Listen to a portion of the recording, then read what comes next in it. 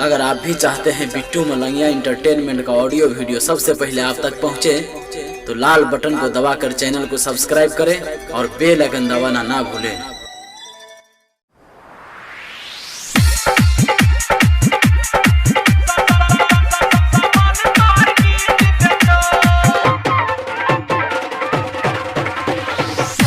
Bittu Malangia entertainment के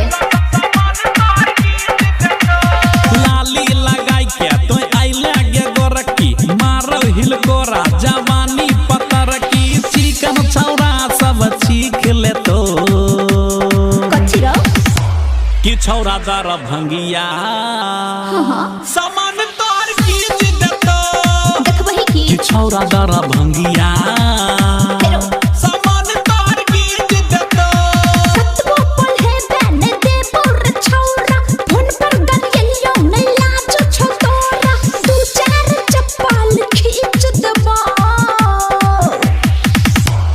छौरा दर भंगिया समान तोर की देतो अच्छा कि छौरा दर भंगिया समान तोर की देतो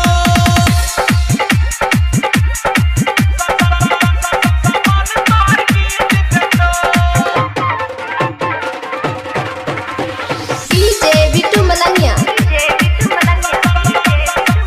मधुबनी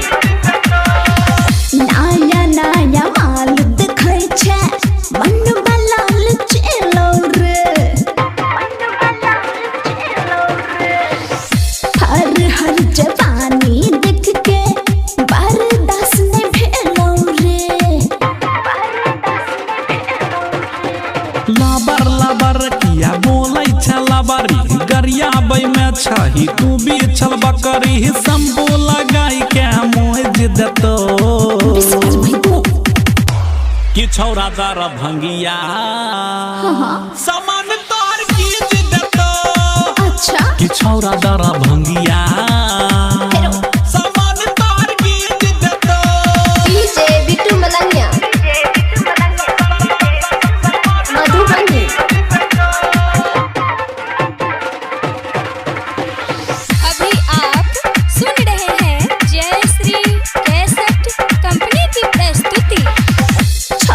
सबके देखे जखन पैर जाय छ फेरा में आगा पीछा कर लगै छै गुलाबी अंधेरा में मातल अन्हारिया रहतौ गे छौरी चाउमीन समोसा खियैबौ पकौड़ी खाइले चिकन तोरा चीज देतो अरे जो अपने खा ले कि छौरा दर भंगिया समान तोर की देतो अच्छा कि छौरा दर भंगिया समान तोर की देतो